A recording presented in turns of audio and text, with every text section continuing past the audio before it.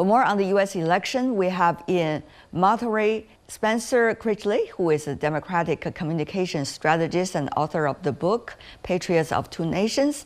In Shanghai, Joseph Gregory Mahoney, professor of East China Normal University, who has also been writing extensively about China-U.S. relations. Welcome to both of you. So let me ask you about the ongoing Democrat National Convention.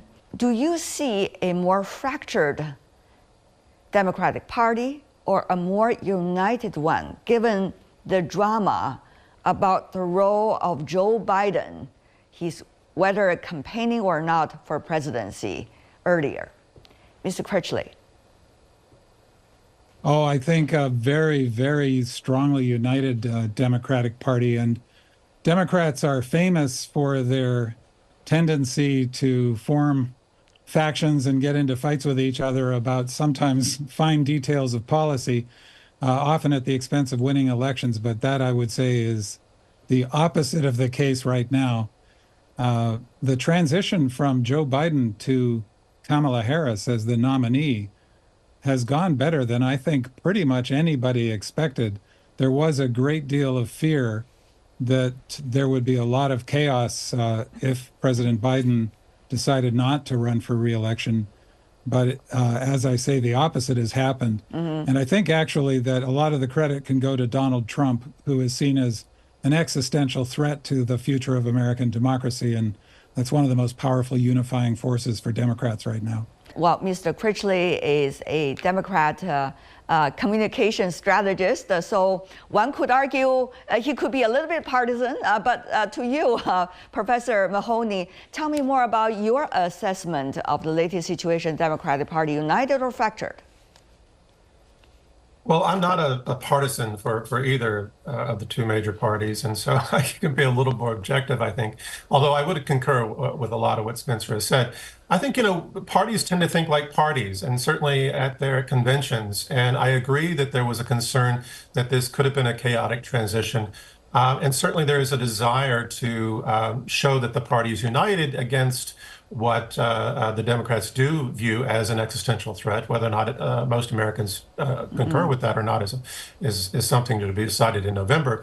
But in so much as looking at the slate of speakers that included Hillary Clinton and Joe Biden, when I woke up to that in Shanghai, I thought, and Barack Obama, of course. Well, yeah, but this seems to be going backwards. And a big part of the theme of her campaign is that they're moving forward, that we're not going back. This was a key talking point at the end of the evening. So, but that said, I think it was imperative for the party itself to have these old stalwarts come out and endorse her to show that there was party unity at the organizational institutional level. Right. And then they will turn the page on the past, because there were concerns that it wasn't just that Biden might not support, but whether or not she is a legitimate nominee, in so much as she didn't actually run in the primaries as the lead candidate. Mr. Critchley, if you are watching the Democrat National Convention, you would notice that the applause and cheering, the sound of it, can be less for Ms. Harris compared to other big shots of the Democrat Party, for example, Hillary Clinton, Joe Biden, and etc. So some would ask the question whether people really support her from the bottom of the heart as the candidate of the Democratic Party, or actually she's just one of those choices apparently available. As far as I've seen so far in the convention as we speak, Kamala Harris has made one brief appearance on stage and got very, very enthusiastic response. Other speakers have been on stage for longer, and I think it's not surprising if they seem to be able to generate more applause. And in general, one of the most remarkable things that has happened is what appears to be just the spontaneous and apparently organic wave of enthusiasm for Kamala Harris, and now her running mate, Governor Tim Walz. The level of volunteerism, for example, is truly extraordinary. This has not been seen since Barack Obama ran for president in 2008. and it at least matches those levels of volunteer enthusiasm. I mean, tens of thousands of people suddenly volunteering to join the campaign. Professor Mahoney, do you see there is enough support for Ms. Harris? Well, I do think that it would be a mistake to try to judge support based on the applause. Certainly, the way these events, they build to her speech. They want to have emotional outpourings for these old stalwarts, and indeed, her appearance was only brief, so I wouldn't read too much into that. But there are, I think, still some significant concerns about whether or not the Democrats are going to effectively handle the situation in Gaza. I think Biden tried to gloss that a little bit with his comment that a lot of people are dying on both sides. At this moment, how to compare Ms. Harris with Mr. Trump? How much their campaigns is going to feature the labors?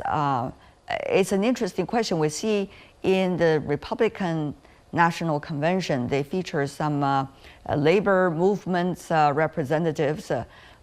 Certainly for Democrats, that seems to be a long-time home turf. So how do you see the two parties' approaches to the labor, which is an important force in the support of an election of any president? It's certainly the case that Trump's populism has made significant inroads with union workers, particularly his narratives about reshoring jobs and rectifying trade imbalances, especially with China. And Biden's record on labor is certainly better than Trump's, but in some respects is hardly stellar. And as we've seen, trade imbalances with China during Biden's time in office have worsened again. Of course, the close association between Democrats and unions over the past several decades means that it's not surprising that they're lining up again at the DNC. But the question is whether voters, including union voters themselves, see American unions today as part of the problem or solution. And there is a narrative that suggests that American unions have a tendency towards pragmatism and centrism. And while both parties have moved to the right since the Clinton presidency, what we've seen is that unions have generally accommodated Democrats as the lesser of two evils. And this logic is, I think, starting to break down for some people. But at the same time, we need to recall that Trump essentially ran against both Democrats and the Republicans who came before him. And many voters found this message appealing, and many still do, including workers. And I think this is what Harris is working hard now to try to recapture. Mr. Critchley?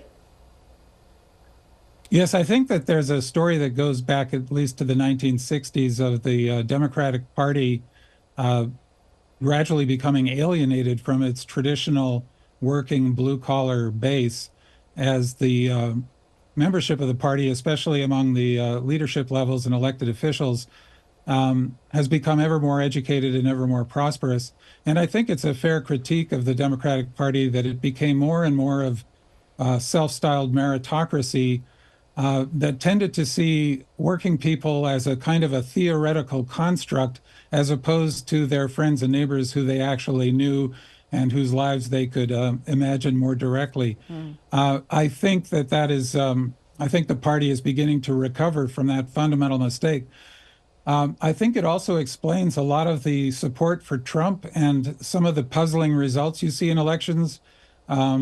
There's a famous book in the United States published some years ago called What's the Matter with Kansas, which was wondering why middle American working class voters would be voting against their economic interests, apparently, by switching to the Republican Party, which traditionally supports wealthy people and corporations.